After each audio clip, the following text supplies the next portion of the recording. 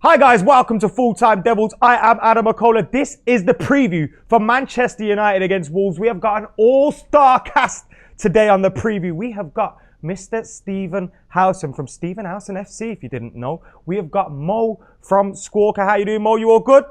I'm good, my brother. How you doing?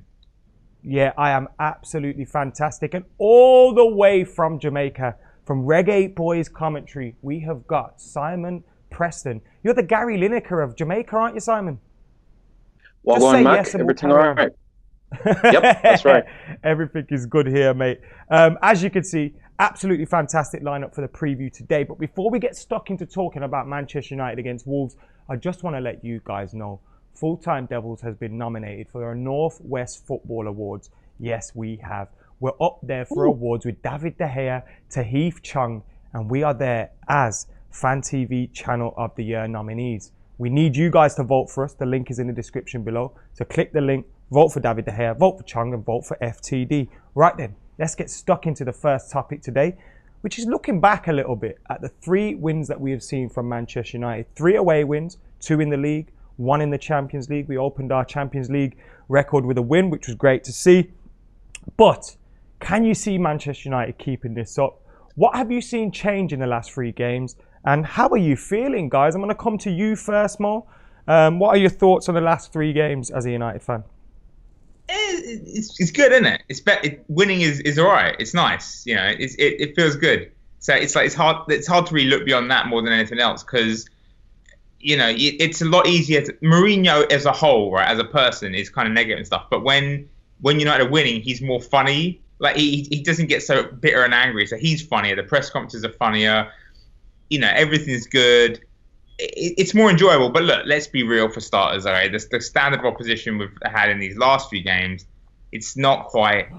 None of them are Spurs, put it that way. Although Spurs look terrible as well. But Burnley, Watford, Young Boys... Watford are good. Watford are a decent side. That was an impressive win. But Burnley and Young Boys, you know, come on. They were not... You don't want to say any game was a gimme, but as much as a gimme you're going to get, they were pretty much gimmies, right? For now, let's just be, happy. 3 wins, very good. Away wins, which of course, because Brighton was an away performance and it was pitiful. So 3 away wins, very good. Let's sort of carry this momentum forward now. Let's get Dalot in the team. Let's get Shaw in the team. Let's get Matic out of the team. You know, let's build on that. Simon, all the way in Jamaica, if you didn't know. What do you think? Do you think the standard of opposition has anything to do with the fact that we've won these last 3 games, or have you been impressed by maybe the changes that we've made? Like Mo pointed out, the fullbacks have been a lot better for us as a whole this season, but obviously more so in the last couple of games. How have you felt watching us, and do you think it's kind of a marker for the rest of the season? There are marginal improvements coming from the game against Tottenham Hotspur that we lost, the back-to-back defeats, you could say, with Brighton as well. We've had 2-0 leads going into a break, and then we've taken the foot off the gas. But against Young Boys on Wednesday, you felt that there was an improvement in intensity, especially if you listen to Jose Mourinho after the press conference against Young Boys. He urged the players to continue with their movement out wide and especially through the middle. And that has paid dividends. As you know, this season we're going to be in 4 competitions, and depending of how deep we go, that's 60 games. I wouldn't say this is an indication of how the season is going to go, but every team has a good spell of 3-4 games together. Can we make it 10, 15, 20? That is going to be the question throughout the course of the season. Do you think we can? And if you don't, what changes do we need to make to get that consistency in this team? Yes, I do believe it is possible. I think the question mark is still how clinical we're going to be in front of goal. It's as if you have to give Romelu Lukaku perhaps 6 chances for him to put away 1 or 2. It is frustrating. Yes, many people will say that he is an experienced player in this league as well, but I still find that we need to have more goals from a Jesse Lingard. Can he get 15 goals in the league this season? Alexis Sanchez has been hot and cold for the start of this season. Can he come to life hot as well? Cold? So we do need hot and cold, yeah. Mostly it's cold, man. Mostly cold, yes, that's right. So you do need more individuals to step up. Thank you very much, Si. Steve, what have you made of the last 3 games? What differences have you noted? And what do you think we need to change as well going forward to get this consistency? I think we've been playing quicker football, quicker from back to front, which is a massive thing because I think United was far too often predictable. Harking all the way back to Louis van Gaal, there was a predictability to United's attacks. And obviously, when you was there the other week talking to Rennie Mullenstein, the one thing that Sir Alex wanted in his team was pace, power, and unpredictability. That was the three things that emphasised the United way, if you like. And we kind of lost that lately. And penetration. Everyone loves a bit of penetration. And if you look at what we've been doing lately, that's kind of what we've been doing. And if you, against Watford, it was set pieces that we chose to do it with, but there was some really good interplay from some of the players. Against Burnley, the same. I thought Sanchez was very good, actually, against Burnley. And I thought he wasn't too far off that against Watford, creating chances, not quite coming off. It's like, I think he just needs to get on the same page a little bit as the likes of Pogba and Lukaku. And if Michael Carrick and the lads are working on anything in training, I would be working on gameplay, sequence of play with those three, because if those three start to click, it's over. Those three alone could finish teams off without the need for any help from anybody else.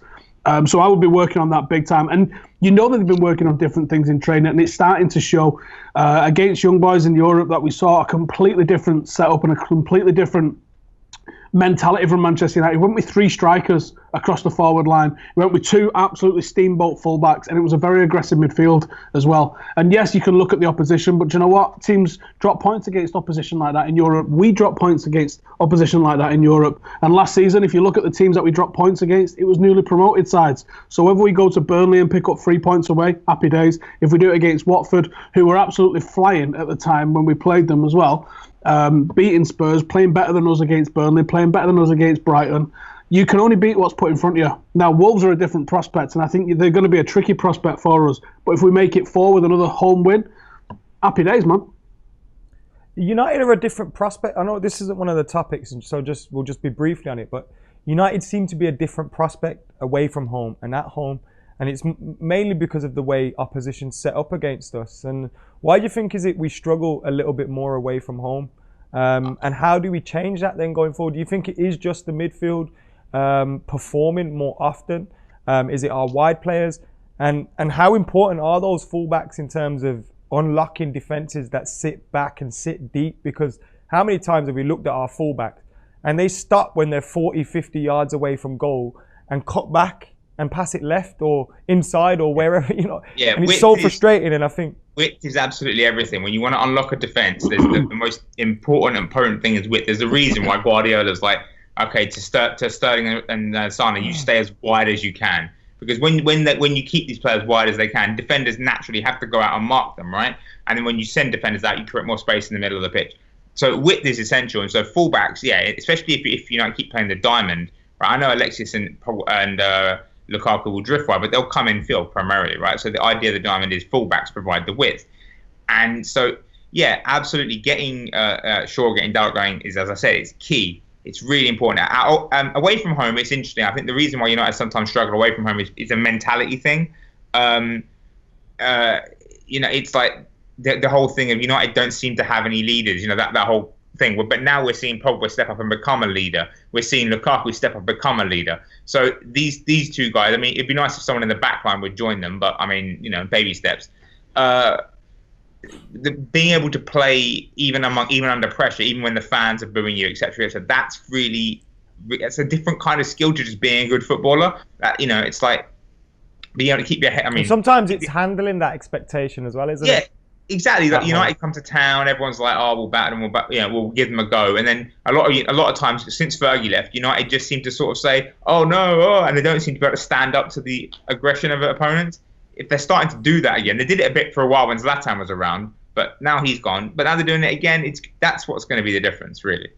Right. You mentioned Dalot there briefly. Now, I think Diogo Dalot's debut for the first team was a debut that I think every Manchester United fan enjoyed watching.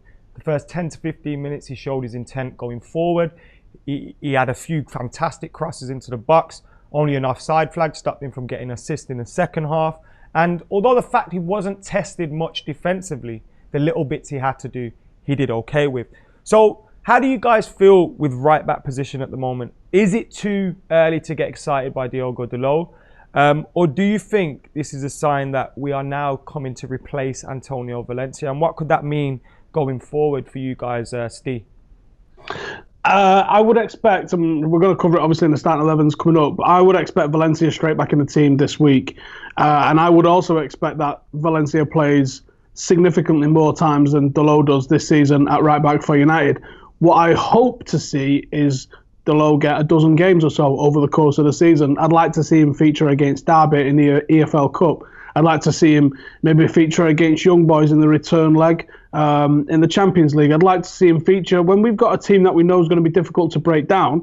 That's where I would like to see Dalot brought in. Because as Mo mentioned, if you look at where Valencia takes up positions and what he does when he gets the ball, it's polar opposite of what Dalot does when he gets the ball. And United don't need the most defensive fullback in the world. What we need is centre-halves that don't make as many mistakes. And United will be fine. Because United's fullbacks primarily are midfielders or attacking midfielders, or even wingers if you want to go that far. Because the job of a fullback is to create chances, and Mo touched on it brilliantly. What Dalot did against Young Boys was he was just an option in the final third. And like he said, and like he nailed, the way you can spread a team out by having just someone standing over there is massive for Manchester United. Because so many times we've seen it in recent weeks where United all piling over to the left-hand side. You put Juan Mata on the right-hand side on paper, but he plays his football in the middle and on the left. Jesse Lingard likes to drift over to the left-hand side without anybody occupying that space and occupying the minds of defenders. And when you put someone there, that's when you start to see, instead of it being a 2 metres in between every centre-half, it's 3 metres. And that can be enough sometimes to get a touch and get a shot off and get a goal. And that is where United struggle, I think, is because we don't have the balance and we don't have the width on that right-hand side. And I'm hoping that Dalot is able to take Valencia's place off him just for what he offers as an attacking threat. I would expect Tony to come in for the games against the top 6, possibly games away from home. But at Old Trafford, a team that you think you should be slapping, but you know is going to sit in a deep block, Diogo Dalot is the man for me. He loves a step over, doesn't he? And he's got a great change of pace as well, which I was really impressed with. What's and another thing that I enjoyed watching was that he's happy to beat a man. He's happy to get the ball in first instead of beat. Like, he's got so much like, he's not predictable as Valencia is. Go on, Mo. Yeah, and I was going to say, what's really impressive about Dalot, what's really encouraging, about Dalot is, right, obviously Mourinho's had this thing where he doesn't really tend to play young players, doesn't really tend to bring them through properly. Rashford is the young player, he plays loads, and he just kind of almost overplays Rashford in the wrong position. But what gives me hope about Dalot is that one of the few young players that Mourinho brought through properly was Davide Santon at fullback when he was at Inter. Because Stanton was physically robust enough to play like first team minutes, right? And mentally seemed to have a few little problems in his game defensively, but by and large he was a solid fullback. And I think what we have with Dalot is, you look at him and he just looks like he's got a few problems. He fell over yesterday trying to readjust himself when he was defending. He's got a few little things, but by and large, he's a solid fullback. And he doesn't overcomplicate when he gets the ball. He gets forward, he gets to the byline, and as Howson says, he gets to the byline. He doesn't just stand 50 yards from goal, 30 from goal, and twat diagonals in there. He gets to the byline, sends crosses in, and that's a functional. Mourinho is, whatever else he is, and I'm not a fan of Mourinho, everyone knows that, but he's a functional manager. If you can do something that works, he's not really going to go against you unless he has some sort of personal vendetta, right? With Pogba last season, the reason he bitched out Pogba and all that stuff was because he just didn't like Pogba, but he was also able to do that because Pogba wasn't 100% performing, right? If Pogba had been balling out, he would have had to bite his tongue. He fell out with Cristiano Ronaldo a whole bunch of times at Real Madrid. Could never drop him because the guy kept scoring goals. So it's that same sort of thing. If Dalot can just play, look, we have to keep in mind, Darmian looked like a freight train for the first 3 games of his United career. Then suddenly, let's not start sucking each other's dicks just yet. But what you want me to do to you, Mo? Seriously, Didn't know it was that kind of party. The way he plays is very sort of functional and simple and down to the ground. It's nothing too complicated, and like you said, he's got variety. He can do the Valencia, oh look, I'm 30 yards from goal, ping, diagonal, or he can actually hit the byline. When did Valencia do that? Well, yeah. 2012 what was that year that Rooney scored all them headers? 9-10. Valencia was great that year, man. 9-10, yeah. So that was the last time Valencia completed a cross. Simon, Dalot against Valencia. Yeah. Now Valencia is probably still realistically first choice. He's the captain. He's very highly thought of at the club. He works hard, etc. Regarding Dalot, he's a player that I'm immensely impressed with, even from the Under-20 World Cup in South Korea last year with Portugal, where they went to the quarterfinals. I would say the only grey area you could say right now for his sort of development is that during his time at Porto, in that one season that he had, he only played a handful of games. So you could say, can he get 15 to 20 games this season of first team minutes? We've seen him in the Porto B team where he got a good season under his belt. But at the highest level, can he put things together? It's just about consistency from here and getting more minutes. That's the only thing that I would say in a down era. Can he get more minutes under his belt? But so far, things are quite impressive. So let's hope that it can continue with his development. Defo. We're just going to go to a quick ad break before we move on. Right then, guys, it's that predicted 11 time again. Now, Simon, you've not been on this season, so I will tell you the new rules. And if you guys have tuned in for the first time this season, we have new rules in the Predict the 11 game. Now, your score will be an average score of all the times you've predicted. Now, at the end of the season, we'll only take people into consideration to win the league if you've had over 5 appearances. But your score is an average of all your scores. Like, for example, I'm on 8. From 3 appearances at the moment. Steve's on 8.2 from 5 appearances at the moment. Gaz is on 8.3 from 3 appearances. Again, just that decimal point bigger than you, Steve. Just a touch bigger. Johnson's on 8.5 from 2 appearances. Statman Dave 8.6. Cheek Sport Dave's 9 from 1 appearance.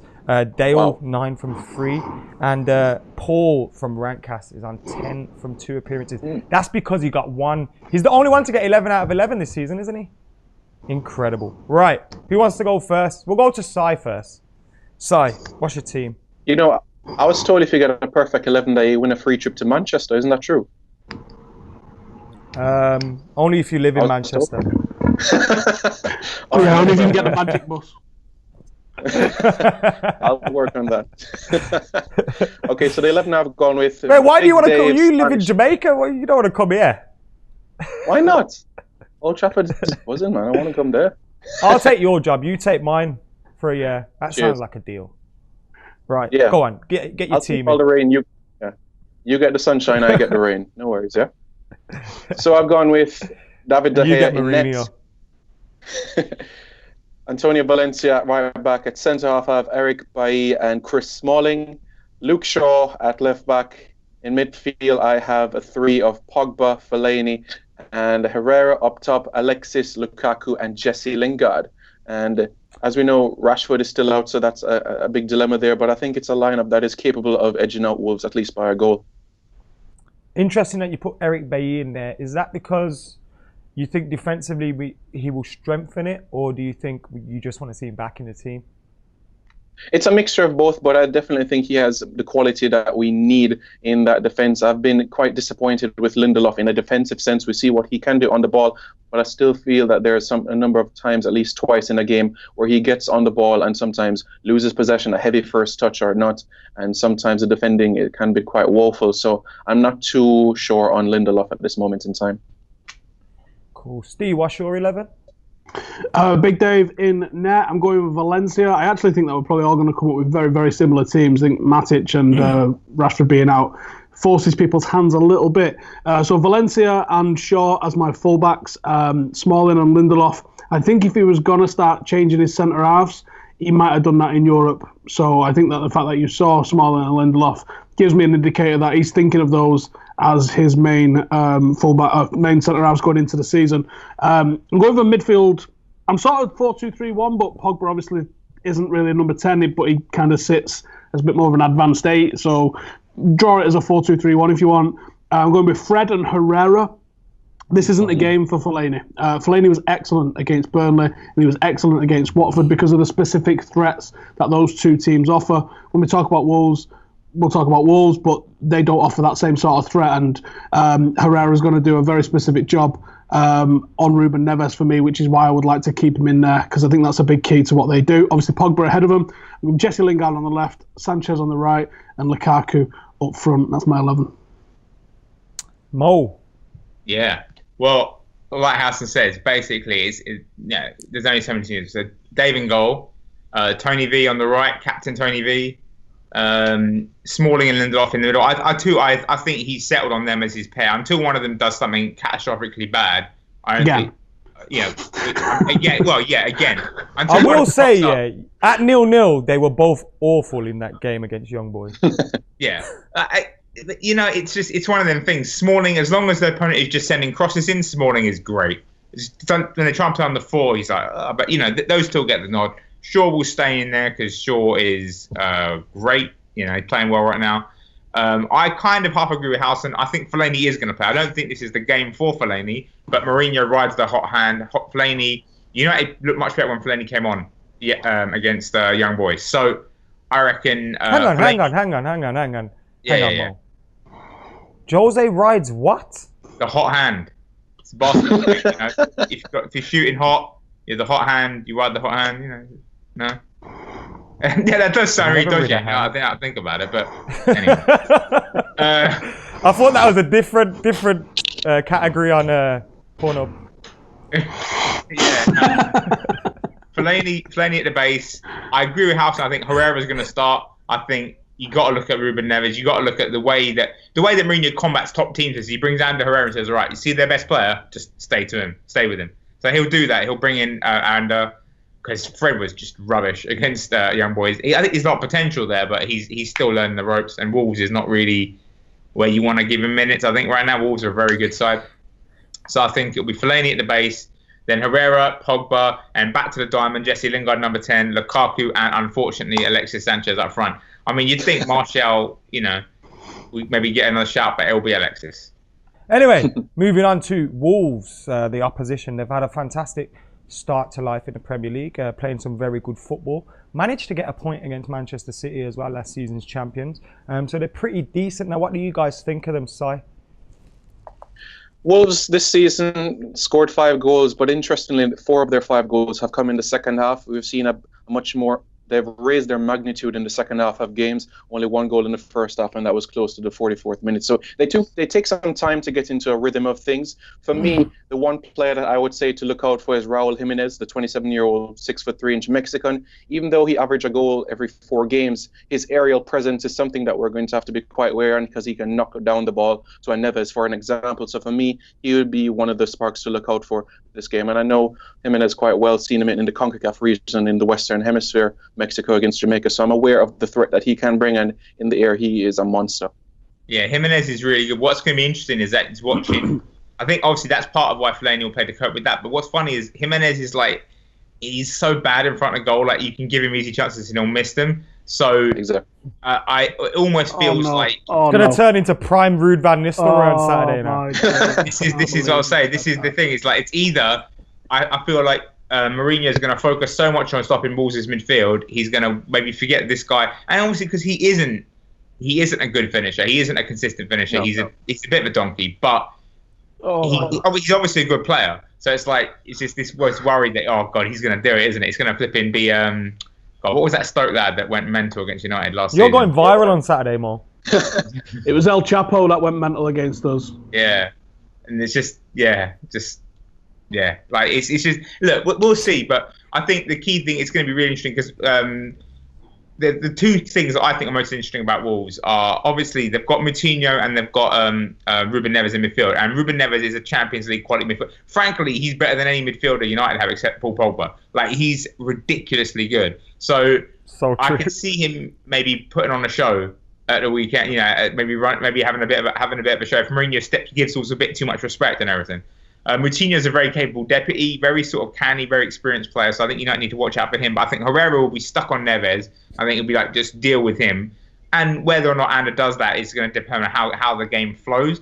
But what United also need to watch out for is Adama Traore coming off the bench, because that dude is lightning. Rapid. He's not just lightning. He's enormous. He's built like a fridge. He is built like a fridge, but he's fast. He's faster than he's as fast as Rashford and as big as flipping Valencia. It's just not even fast as Bolt. And what's ridiculous is he's got technique like Pogba. He can control the ball so perfectly. It sticks to his feet. He's not like a Bale kind of kick and rush guy. Bale kicks it ahead of you 50 yards, runs after he gets it first. He's not like that. He dribbles with the ball. The ball's stuck to his feet. His final ball is obviously legendarily inconsistent. but he's got quality in his boots and he's so good at beating his man. That's the one I'll be worried about, because I think he'll probably come off the bench because it's a bit of a risk starting him and stuff. But that's the one that United really keep an eye on. Sorry, Mo, I thought you were finished there. I was just saying, that's the one, because he's going to be attacking the channel. Basically, he's going to be attacking, when he comes on, he'll be attacking the channel inside Luke Shaw at Lindelof. And if Lindelof has been shown one thing, is that he can be a bit skittish when you start running at him. And it's like, if Shaw doesn't basically bottle this guy up, it's going to be a problem. Steve. Wolves keep it tight. They keep it very tight, actually. And everyone's saying that they've had an excellent start to the season. I don't think it's been excellent. I think it's been all right. I think it's been pretty good. People are blowing up the fact that they got a point. Points-wise, it hasn't been excellent. I think performance-wise, maybe. Well, they've picked up a couple of random draws. Everton, random draw. City, random draw. It was a good performance in the City game, and they was unlucky when they brought Adama Traoré on, actually. It looked like he could have actually gone on and got him a winner. But such is life, they didn't manage to get it, and he will be a threat. I think Ruben Neves, you've got to stop that guy. You can't allow him to start playing football. They're not really a possession-based team, but they line up in a really mad formation. I didn't think about having a tinker, because Jose does like to match an opposition. If they go three at the back, he likes to go three at the back. But their worst performances, like they scraped a win against West Ham, who played 4-2-3-1. Leicester beat them playing 4-2-3-1. So I think 4-2-3-1 is what Jose is going to go with in this instance. And I think if United can start the way we've started, like even the first half against Spurs, if we can start the way we start and get a couple of goals up, even as we saw in Europe this week, then we can be out of sight before they bring Traoré and before they have their resurgence in the second half. And that's what we need to do to get the 3 points, I think. Because, again, people will be like, well, you beat Wolves, so what? It's still a good 3 points. Because, like I said, promoted teams did us in last season. We're better in what we've done last season against comparative opposition. This is what we've got to do. We can start putting that awful Brighton performance behind us and that weird performance against Spurs behind us, where we was very unlucky to be 3-0 losers. It looks terrible on paper, but anyone who watched the match knows that wasn't the case at all. And we can start actually getting a bit of momentum behind us. Wins either side of an international break. You've had injuries and suspensions. You're still picking up 3 points every week. That's starting to look pretty good as far as I'm concerned. Basically, the next month, right, if United can beat Wolves, right, it's like Derby winnable. West Ham, I mean, Jesus, that's so winnable. Valencia at home, possibly that could be a bit tricky, but Valencia aren't playing well. I'm going to be outside the Olympic Stadium crying in 2 weeks because of you. Newcastle at Old Trafford, that'll be a grind, but winnable. And then Chelsea in a month, that's the big game. But so United could conceivably win, like if they can beat Wolves, they can get over the Wolves hurdle. Could conceivably get to like 4, like 6, 7 wins in a row. That's the problem with United, isn't it? Like ever since Sir Alex Ferguson left, we've been on this cycle of Obviously, it's got better under Jose Mourinho in the last 2 years as a whole, but there's always a cycle of where we have that negativity. We win a few games, we get out of it, we feel like we've turned the corner, and then boom, that shocking result comes again. And that the Wolves game has all the makings of being that shocking result. That's why I feel like you say, if we win this game, it could be something then. Because I don't think these last 3 wins are going to be, huge to the confidence, because we would have expected to win those. Obviously, we expect to beat Wolves, but it's a dangerous game. And I think if we beat them, then we can start looking forward and hopefully extend. When we play Chelsea, Chelsea and Juventus back-to-back. Chelsea and Juventus back-to-back is huge for us. Is it home or Everton away? After that, isn't it? It's Chelsea away, Juve at home. So imagine we beat Chelsea and beat Juve at home. Then people have to start looking at United with serious face. Then you've got City away, Juventus away, and even Bournemouth away, to be honest, is not a nice run of games. If United can get 2 wins out of that, that's phenomenal.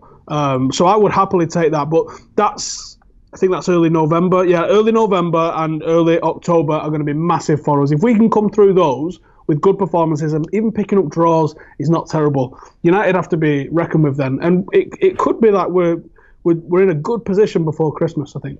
Right then, guys, get your score predictions in. It's that time of the week. Will Manchester United beat Wolves at Old Trafford this Saturday? Mo?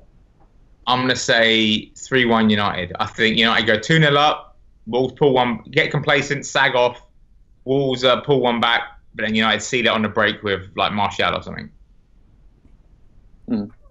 Si? I'm Score I'm gonna prediction, go please. with Hopefully no I'm gonna go sagging. with United 2.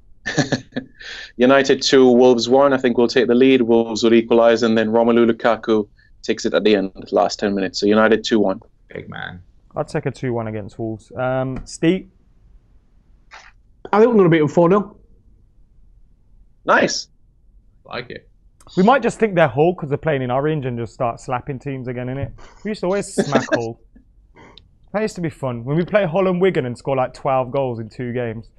Can someone bring them back, please? Memories. That's when we used to win the league, as I don't have a good manager. The days. Anyway, moving on from that. Guys, remember to subscribe to Stephen Howson's channel. Get on Cy Preston's Reggae Boys commentary as well. And of course, check out Mo's work for Squawker. You can subscribe to Adam McKola TV as well if you want. And make sure you subscribe into Full Time Devils. We're also up for an award, the Northwest Football Awards, and the link to vote is in the description below. We've also got the fan phoning, which is up right now, and full match coverage around the game at Old Trafford on Saturday. Cannot wait for it all. Guys, thank you for being with us today. Absolute legends, and we will see you later.